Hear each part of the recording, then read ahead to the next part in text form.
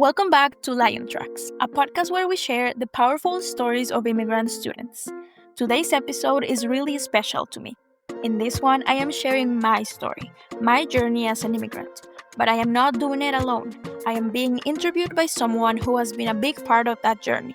My former math teacher and now my friend, Alex. There is a lot to share, so let's get right into it, because trust me, this will get long. Let's start at the beginning. Can you share a little bit about what your life was like before you came to the US? Yeah, I was born and I grew up in a town called Loja in Ecuador, south of Ecuador. It's a beautiful valley with cold weather. I grew up in a small house with only my mom and my two sisters. My childhood was hard, but also now when I remember it, I just miss my community. I miss the food. I miss my town. I miss all the things that were there.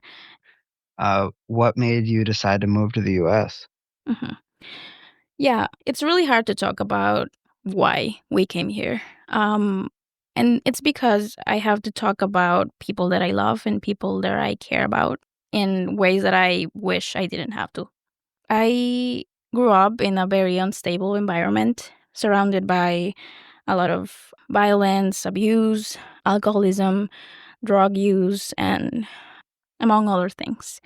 And like I said, it's hard to talk about these things because it has to do with my family, my mother and my brothers and my dad and all the people that mean a lot to me, but it's a reality that I think it's important to share.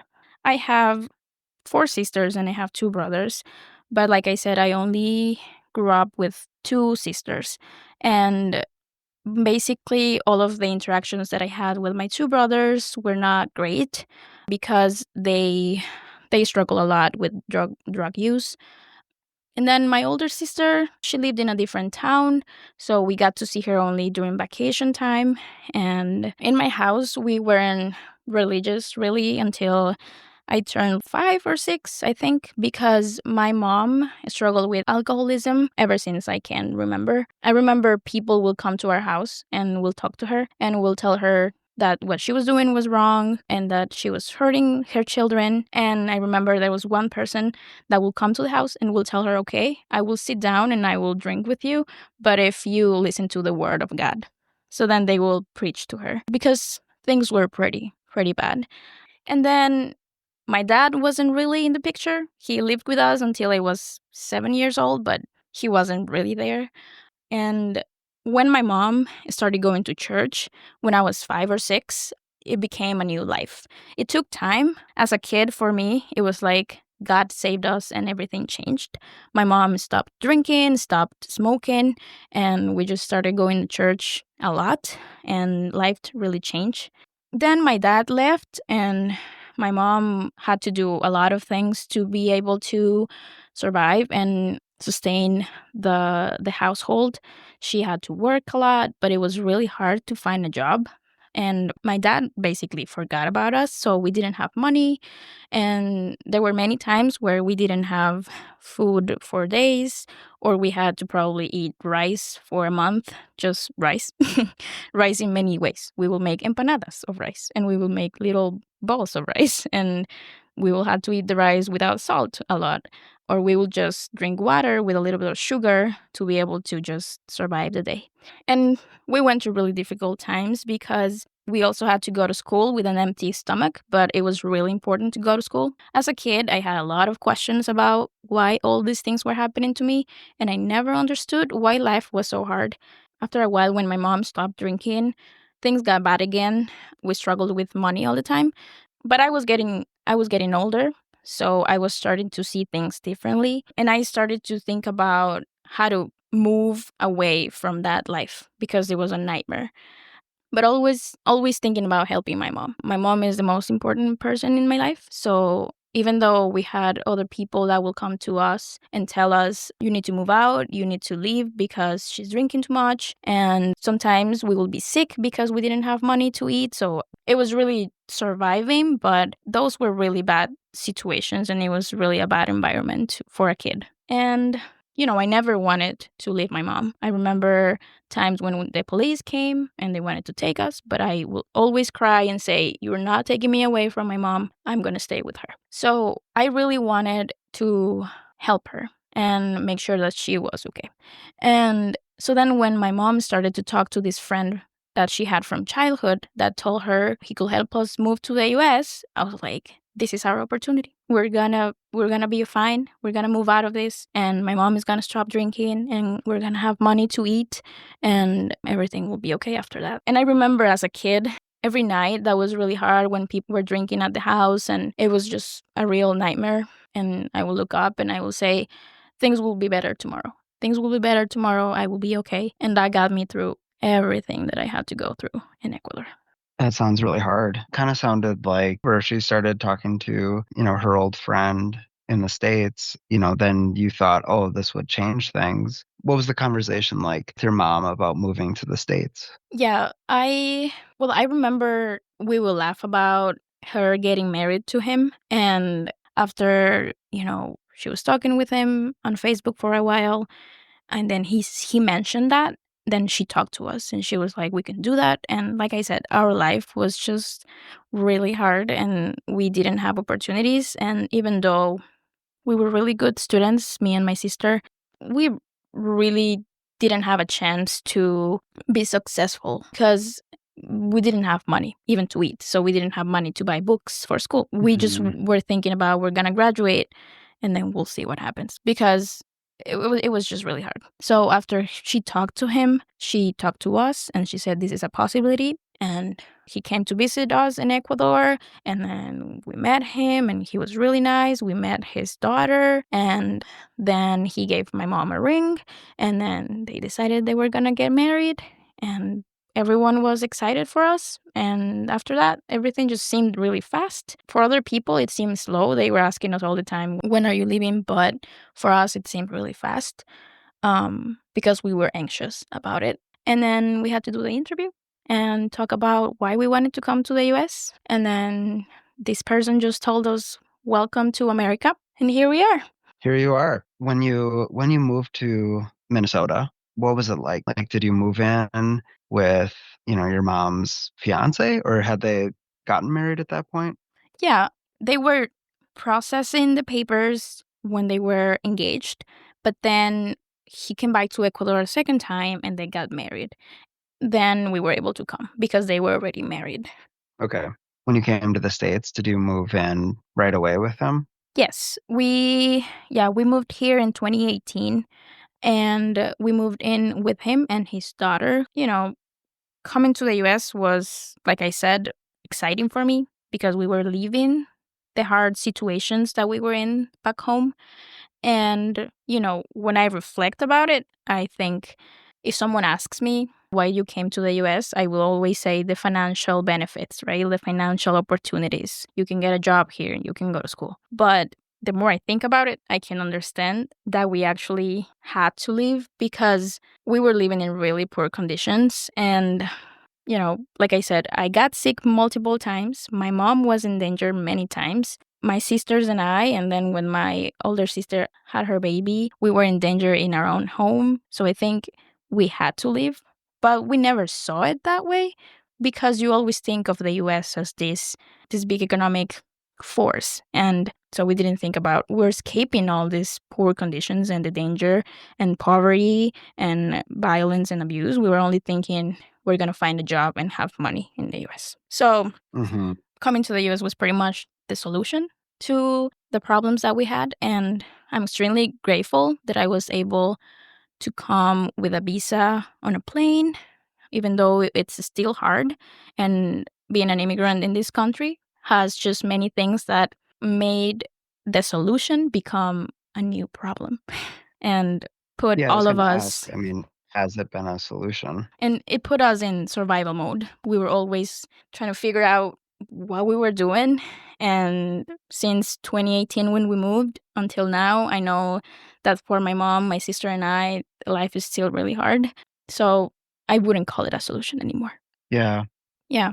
And when we moved, I remember that during the trip coming here, I had to be really strong for my mom because she was extremely sad, extremely anxious, devastated for coming over here. She was really scared. We only brought like a shirt, and she brought like her yarn because she likes to knit. And she was crying because she had to leave like other things that she really cared about, like her Bible and her books and other things. And so I had to be really strong for her.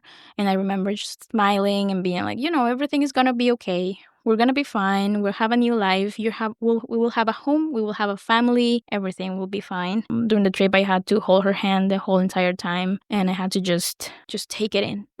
And it was like everything is fine. So then when I got here, and the first night that I was here, A lot of responsibility. yeah, and so then when I got here, the first night we're talking in the living room. They got us KFC, I think, and apple pie, and then I just started Yeah. feeling. Welcome to America. I have to say, KFC in Ecuador is 100 times better. Just wanted to say that. And We don't expect quality here.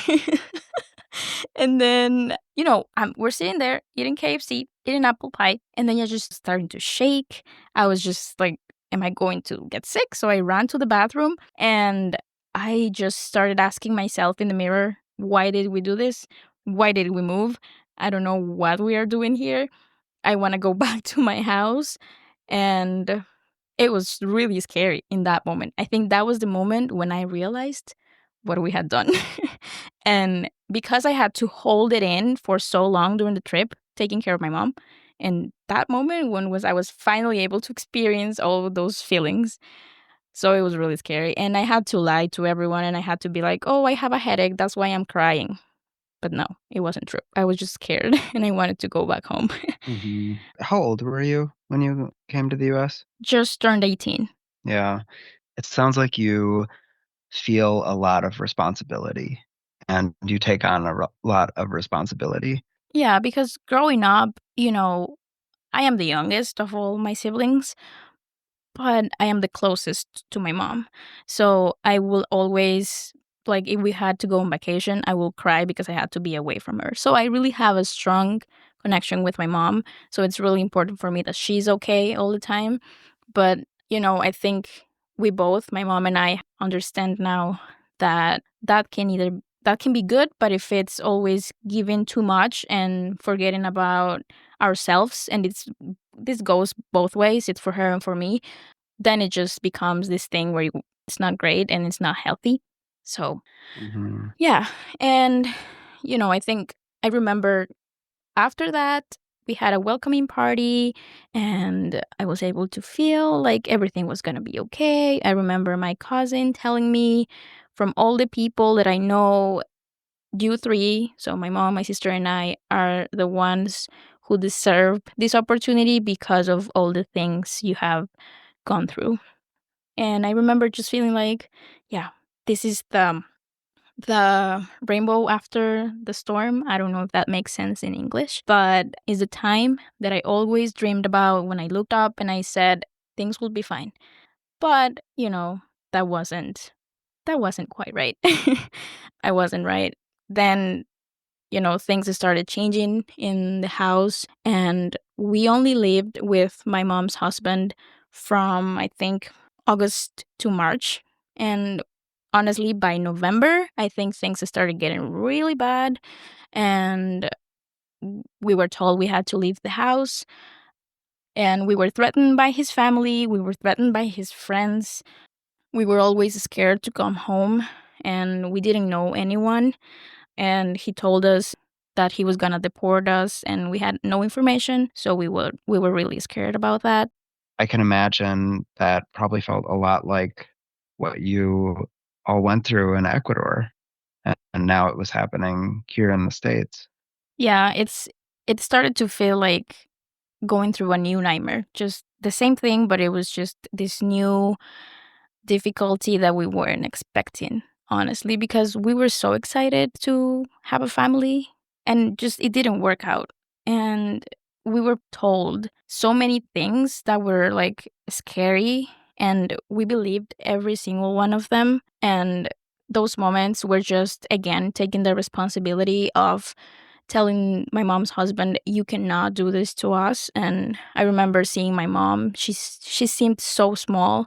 She couldn't even speak to him.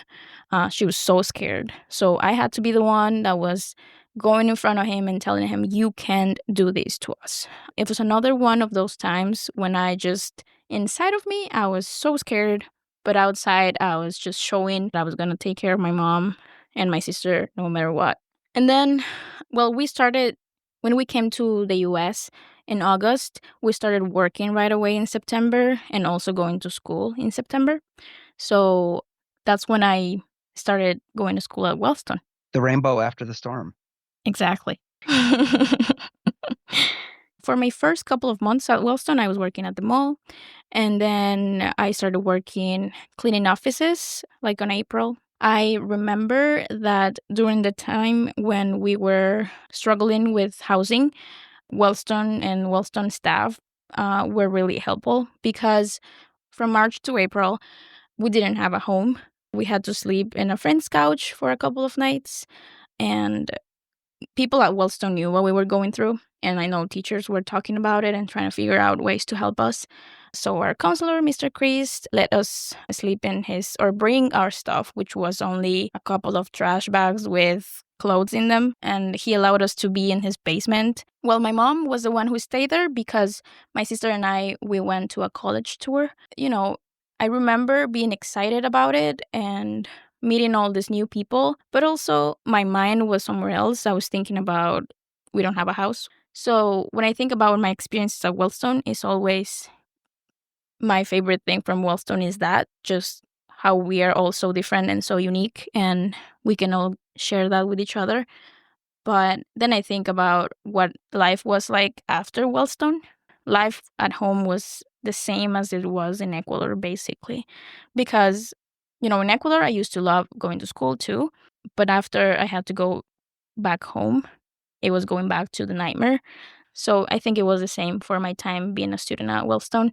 Wellstone was my safe space. But then after that, anytime that I was working and doing other things, it was just the same experience that it was in Ecuador. What were some of the things that teachers asked you or said to you that felt like, oh, like you do not understand me? I was working a lot, so I was sleeping a lot in class, and I would go to the library just to sleep, even though I wanted to read a book, but I was really tired. I was just really tired. You know, when I think about it, I just feel like I didn't want to hear people telling me you need to stop working or you need to work less. Because for me, it was always, you don't understand what I'm going through. You haven't even asked me why I am working so much. Because for me, it was like, it is so easy for you to tell me stop working, but it is really hard for me to make that decision. So it was really uncomfortable for me to hear those things from teachers, especially if I knew and I felt like they didn't ask me why I was doing that. I remember asking you or trying to talk about what I was seeing, because I felt like I cared about you as a student, and I saw you were really having a hard time. Like, you were a student that had a lot of potential and you had a lot of skills and you were really interested in being involved in a lot of different parts of the school, but you just weren't able. You weren't able to. Mm-hmm. You were so tired, you were working so much. And when I would ask you, sometimes I would get the answer that I'm used to hearing, well, I have to work because of this. And like I've heard that a lot of times. But when I would ask sort of follow-up questions about is like, how much money do you have to send home? Or like, what's the specific thing that you're trying to support your family with? There wasn't necessarily like a specific thing, because I'm sure it felt like, well, there's a million things. There's always something. Like, it's Mm-hmm. an endless need Mm-hmm. that I have to just continue to support. And what I hope for students is that, because the need will never go away, Like it's Mhm. always going to be there and it's always going to be bigger than what you as an 18-year-old going to school full time can handle. Yeah. How do you begin to find balance with that? And how do you begin to decide, actually, I can't live 70 years like this? How Yeah. do I start to find some balance? And Yeah. but I remember getting those same responses like, Yeah. I have to work, you don't understand. But if at some point it started to shift, Yeah. and Well, like what helped it? I think for a long time I didn't want to talk about it because I was just overwhelmed. We didn't have a stability. We didn't have a house, like I said. And people at Wellstone had to help us find one. I know that you helped us find a place to stay. One of your friends was moving out from his apartment, and he let us be in his apartment, and we were there. I don't remember for how long, honestly, but then we were able to find an apartment after that. So stability started to come little by little. After moving to this two-bedroom apartment and living there for 1 year, we were able to finally move to a house, and that's when I was more stable. I had a place where I had my own room and I had my own things and I could finally have some peace because before then life was really crazy. So I think a lot of it came with the stability of having a home and a place where I was able to think more clearly, and also with all the conversations that you and I had. But I still kept working a lot, even though I was more aware of how that was not great, but I was still working a lot. Because at some point, I was working from Monday to Sunday, like every single day of the week. I would go to school in the morning, and then from 5 p.m. until 1 a.m. in the morning, I was working. I will do overtime, I will do extra hours because it's just they are telling you do these extra hours when we're gonna pay you more, and then you just think of the money and you just do it. And then I will work until 5 a.m. I will get home at like 6 a.m. and then get changed and go to school right away.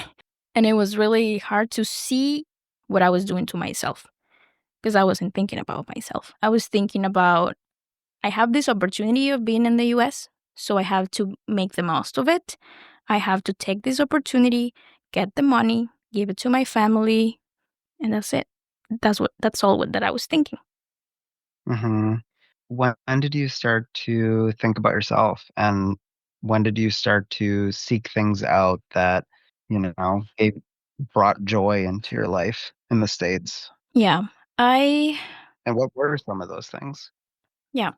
I I think Wellstone made a huge difference in my life and in my mom and my sister's life because if we didn't have Wellstone, we would have just given up or just believed what we were being told about getting deported and all those things, and we would probably just have gone back to Ecuador. Having Wellstone got us the opportunity to stay here and feel empowered and like we belonged. So when the pandemic happened, it was really hard because I didn't have that safe space. So I wasn't ready to face the real world and to not have that place at Wellstone that was giving me purpose, that was giving me happiness and community. So when I didn't have that during the pandemic, it destroyed me. And also after I graduated, I didn't want to leave Wellstone because I was too scared to face the real world.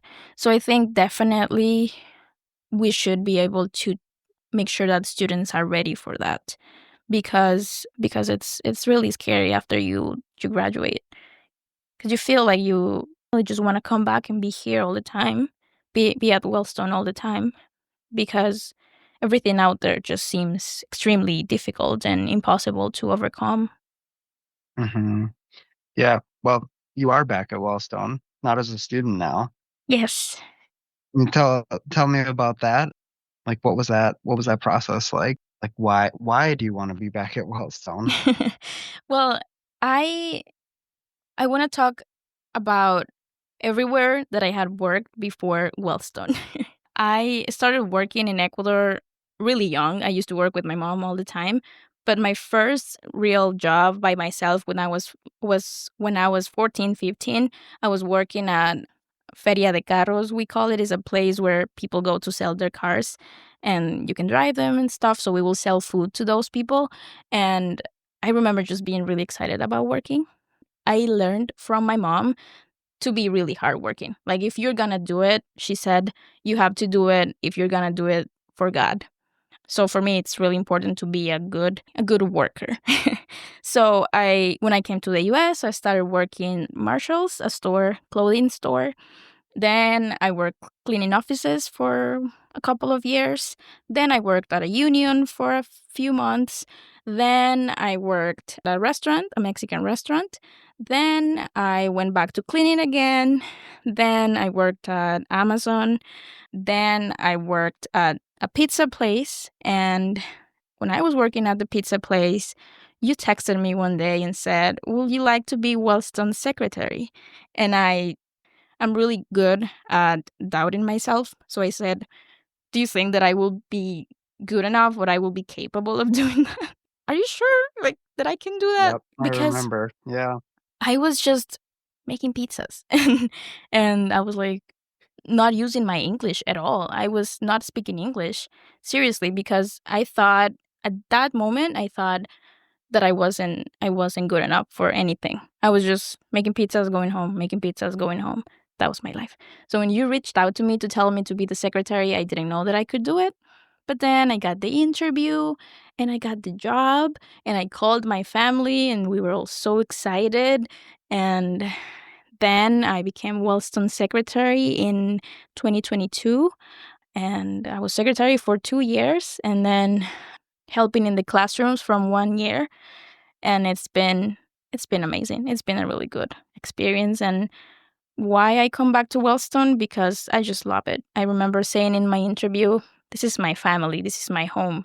So it's been the best, like a dream come true to work at Wellston. Mhm. We have loved having you. It's really a special thing for students to get to meet, get to know someone who has been through a similar journey. Someone who, if they're having a really bad day, like they can talk about things that, really quickly without sharing so much context and just know that you were able to get it in a way that other staff can't. Yeah, and I have had to learn that my experience can be useful for other people, and also that my experience is not the same as a lot of our students. And I have had to understand that I cannot tell them, because I did it, you can do it, right? Because that's just not Mhm. realistic. Yeah, I have to be very mindful of that. And students teach me a lot too, and I love to learn from them.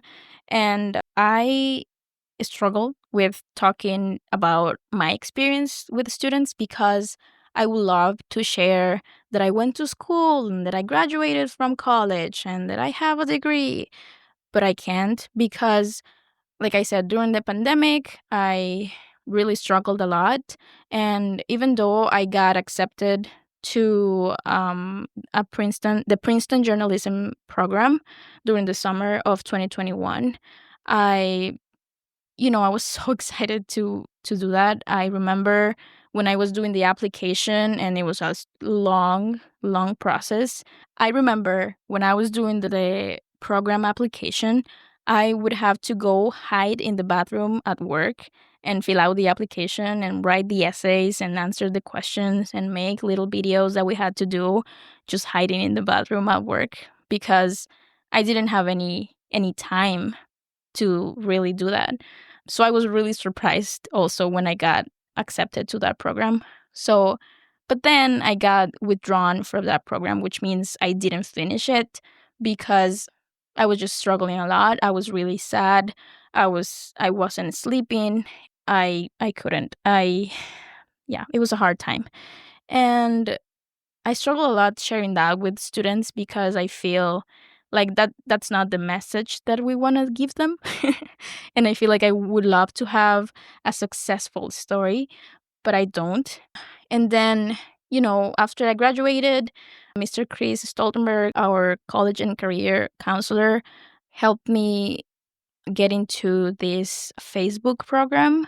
I think it was for marketing and journalism.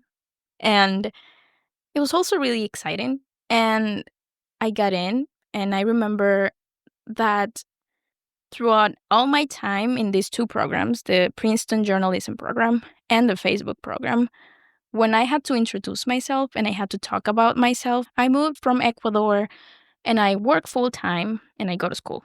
And I remember that the other students that were in the programs were regular high schoolers, 16 years old, 17 years old, I don't know. I didn't feel like I fit in.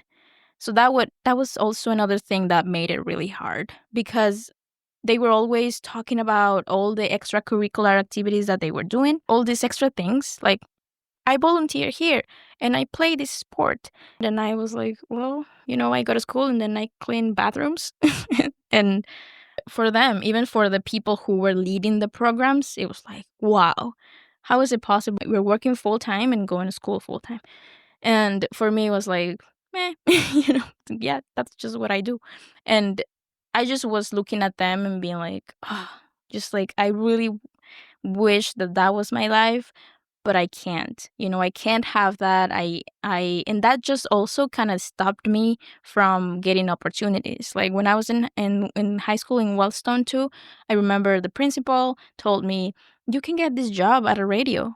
And I said, "Oh, I would love to have that, but this is my work schedule, so I can't." And I will have all these opportunities come my way, and I would just not do them because I had to work. And I will say that over and over again. Then this other time, there was like this opportunity. I was probably going to be able to do an internship for the Star Tribune, and I didn't do it because I had to work.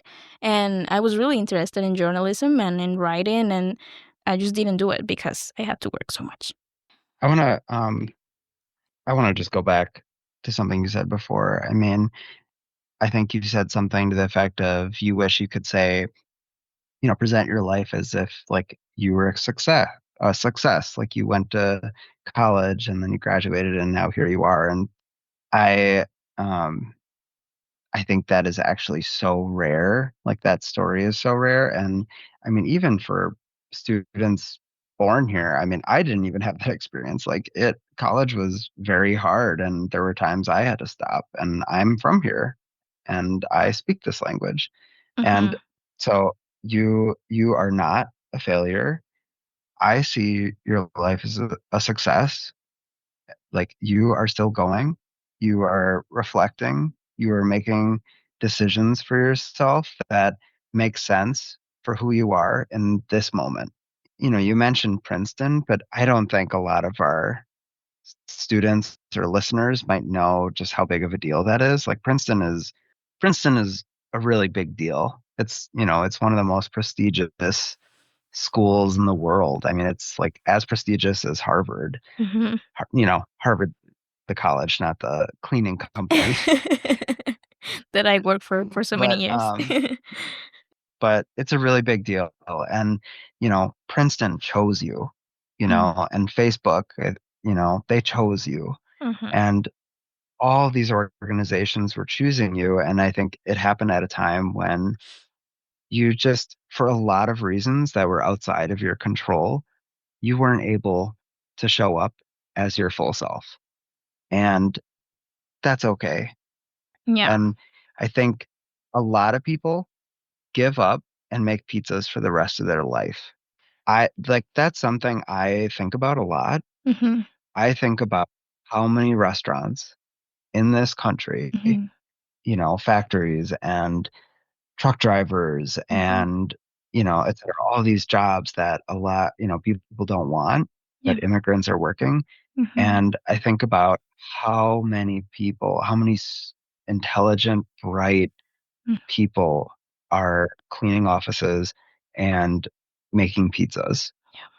And, there's a lot of outside messaging Hmm. saying, Yeah. like, this is all you're worth, this is all you're good for. Yeah. But I know a lot of students will continue to say that to themselves. Yeah. Like, I'm just here to work and this is all like, this is good enough.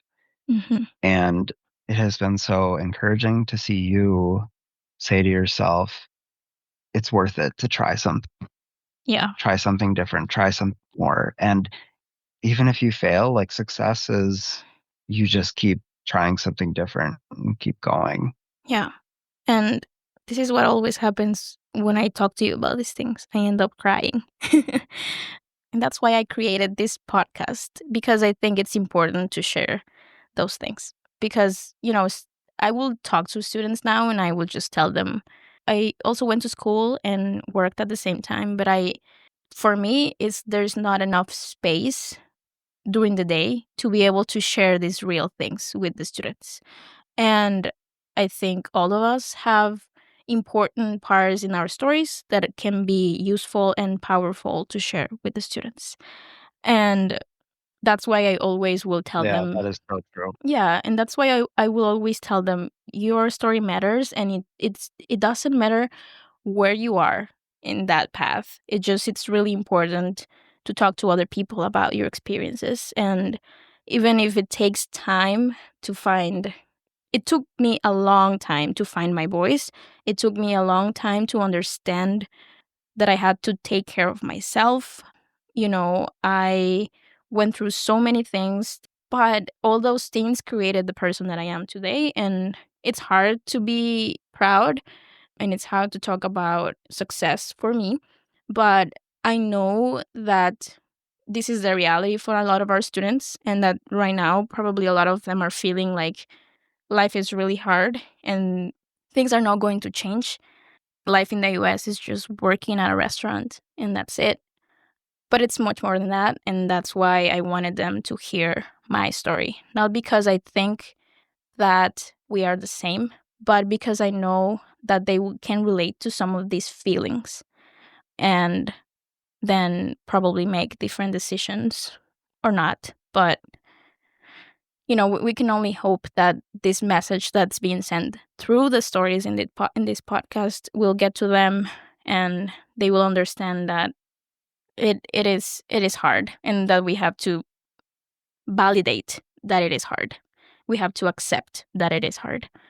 You know, as privileged as I am to be here with a visa, I also went through all these struggles, and I know that I didn't do it alone, and that there were a lot of people that saw me when I was struggling, that listened to me and talked to me about all these things, and people that believed in me when it was really hard for me to do it. And one of those people is sitting right here with me. And, I know that I have thanked you before, and I try to do it every day in many ways. But doing it right here and being able to have other people listen to the big impact that you had in my life. I know that I've told you this before too, but you've been more than a math teacher to me. You are someone who really sees students, who really takes time to talk to them and ask those questions about why are you doing this? And then you make us think about those decisions that we're making. I know for me, you made me feel, and you reminded me that I could make those decisions. And I know it took me a long time, but I am really, really grateful that I had someone like you in my life. And I don't know what I would be if it wasn't for you, and if it wasn't for all the times you texted me, all the times you called me, and you listened. Even though I think a lot of the things that I was saying at the time, I don't know, I think about them as they didn't make sense because it was just a lot of pain. And I was just scared of everything that was happening. I mean, something you said, I know for you, for a lot of our students too, like it maybe didn't feel like a choice to be here. Like it was completely your choice. And maybe even if you felt like you were choosing to move to the States, like it was completely about, well, it would be better for your mom. It's like wrapped up in thinking about other people and people you care about. And then once you get here, you are just sort of on this, it's like you're on a track that you can't get off of. You can't deviate. There's no turns. Like you are on this track and boom, this is your life. There were ways I felt that very similarly in my life, but there was a time when I started to realize, oh, I can make decisions for myself and I can choose what I want my life to look like. And that started to feel really empowering for me. That's what I want for you all, is to feel like, yes, even though you might be moving here and making this decision to support people you love, people you care about. And it's really in a lot of ways a sacrificial thing. I mean, it's not like, you want to give up your life in your countries to be here. You're doing it so that you can support people that you care about and you love. And but like once you and students start to think like, wait, like I don't know that I can do this, Mhm.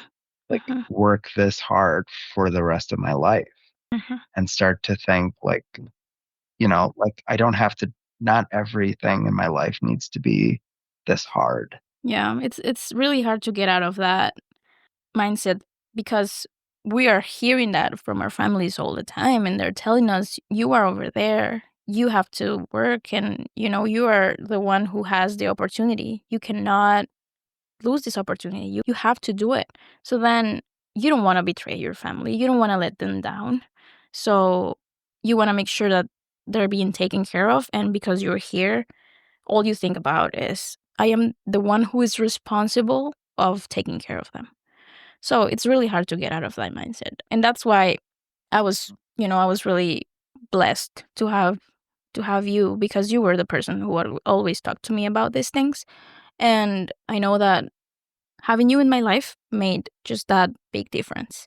And I hope that I can be that difference and make that difference in students now that I am working with them. And I know that a lot of students feel the same way that I feel about you. So I think that it's fair to ask you a couple of questions so that you can share how you feel about your experience at this school. And can you tell me, how long have you been teaching at Wellstone, and what brought you to this school? I have been teaching at Wellstone for 11 years. What brought you to this school? How did you learn about Wellstone? Wow. So I went to what I thought was a job fair Mm-hmm. at Minneapolis Public Schools, and Wellstone, Amy Fearing was the principal then, Mm-hmm. and it was like the last minute of this principal meet and greet thing, and I hadn't heard of Wellstone, and I thought, oh, I should check it out. And I had never envisioned working in a school for new immigrants. Mm-hmm. I did the interviews and Wellstone chose me, and I really had a feeling about Wellstone. It seemed like, I was excited. So, thinking of that, do you think that there are any experiences in your life that connect you to, yeah, the work that you do, but also how you help students and how you talk to them in general? Yeah, I mean, for me, high school, I did not have a good time in high school. Mm-hmm. My dad was gone. My dad was in prison for all 4 years while I was in high school. And so I didn't see my mom very much. She was secretary. Mm-hmm. She was working, long hours though. And then I was working, I started as a dishwasher, but then found out I could make more money at McDonald's. So that tells you how much I was making. Um, and Not much. yeah, well, and the restaurant, I mean, it was like 10, 12-hour shifts, no breaks. And Wait, how eventually old were you when you were 14, and 14? eventually someone told me that wasn't okay. Yeah. And so I got a job at McDonald's and I was there for 4 years. And for me, yeah, I mean, it was being alone a lot of the time. Mm-hmm. I had a couple of really close friends that I grew up with. Yeah, just that feeling of like being alone, not really knowing someone who is helping you figure out Mm-hmm. life and making decisions, Mm-hmm. telling you that you deserve a break at Mm-hmm. work, things like that. Mm-hmm. I mean, obviously my experience was really different, being white, being born here, speaking English, but I had always wished I had more people to talk to and just help me figure out what to do with my life. I mean, I had planned on joining the Marines when I was 18, just because I had no idea what to do with my life. Okay, so you mentioned high school was not a great time for you. Do you think that there was someone for you that made you think, okay, I want to do this, or do you just do it because you had to go to school? I just went to school because that's what you did. I mean, I didn't go to all of my classes. I, when I talked to a lot of the teachers here, and I talked to my wife, Betsy, I mean, they loved school. That was not me, but it felt like I was just on a path and I was walking on the path. I couldn't see where it was going, but I didn't know what else to do. Yeah, I mean, I was very fortunate to have, so my friend Eric that I grew up with, we lived a block away from each other and walked to school together since we were in first grade. But we became closer in high school, but I mean, he was like, no one knew me in high school. I was just very quiet. But he was like class president. He was able to fully be himself in high school in a way that, looking back, I don't think I really had a chance. Like, I didn't know who I was, I think he had a lot of help to figure out who he was and be able to show up as himself. And that process took me a long time. Sounds a lot. That part makes a lot of sense to me. Yeah, sounds a lot like you can connect with the students through those experiences. I didn't know how to talk about the hard things, but also like enjoy the good things. Let both be true at the same time. Yeah, and now when you say that, what do you think that now being a teacher, like I said, with me, you had a really big impact in my life. And I always thought, I felt like, should I call Mr. Alex because I lost my keys and I'm freaking out and overwhelmed? And then I was like, yes, I should. And then I called you crying because I knew that you were going to be there for me. What do you think keeps you going, like when you have hard days and then you have to show up for students in those ways? When I first started working at Wellstone, it felt life-changing in ways because, because the students are just so grateful to have someone who can read an email and explain patiently, like, this is what this means. Let me help you do this thing right now. Or joke with them, just like get them to laugh. And so, teaching at Wellstone, like, it's a great place to teach. We don't have a lot of fights or behavior problems, but, I think in ways I really put all of myself into teaching here and being here. And I had no idea that this is what I was looking for in a way, but it became such a big part of my identity. And, now, after 11 years, it still means the world to me. And, I have a daughter, she's turning 5 in June. And it's like when I leave and I go home, I have to be a different version of myself. But I do try to balance more. Being an adult, I think this is the thing, like, I try to tell students, being an adult is hard in every country. Like, it just is hard to be an adult. And that's why it's so important. You gotta find things that you love.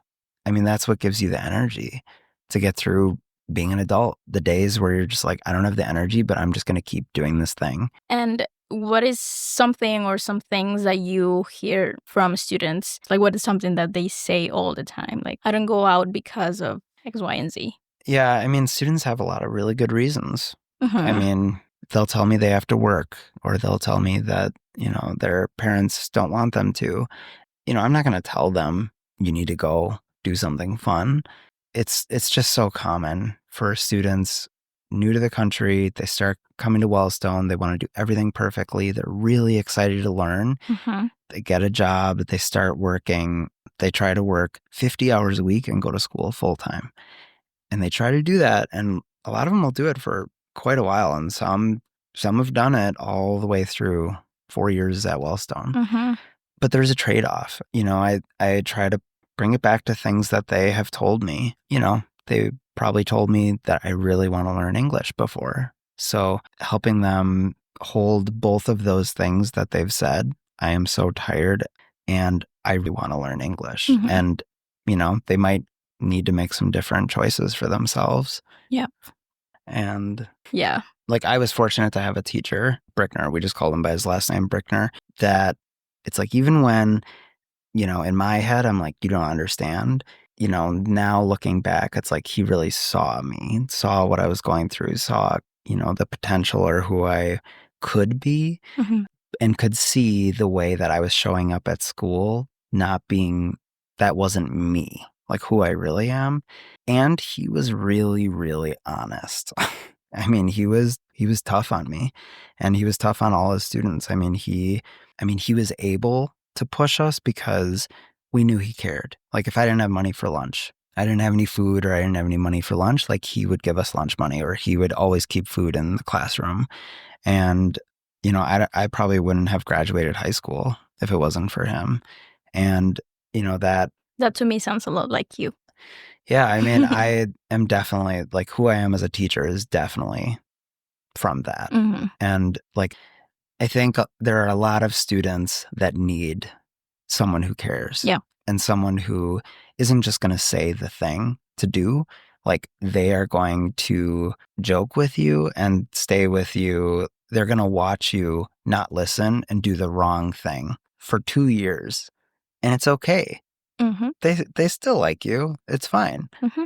But I want them to know, like, I care about them, and I hope they find a way to care about themselves. I think, it's different now. Like, I didn't have a cell phone when I was in high school. I got it like right after, and it looked like a calculator. Maybe that's why you're a math teacher. Yeah. Oh gosh. Why are you a math teacher? I wanted to be a social studies teacher, but I wanted a job, and I knew they needed math teachers because no one wanted to be one. Thank you, Alex. I think this conversation was really powerful and important, and it was fun to have you. And I am so glad that you were able to come to the podcast, not only because you helped me tell my story, but because I wanted you to show your heart too, and what you were for me, what you meant for me. And I know for other students, you mean the same. So thank you for coming to the podcast. Thanks, Angie. It's been really great talking with you and hearing your story. Like, I have heard a lot of that before, but there is just, you have a lot to share, and so do our students. Mm-hmm. I hope they see that too. Yeah. Thank you for having me. Thank you for coming. To everyone out there, thank you for joining Alex and me in this episode of Lion Tracks. And whatever you are in your journey or your path, your story matters and it's important. So we will see you next time. If you are a student who wants to share your story, please reach out to me. Thank you.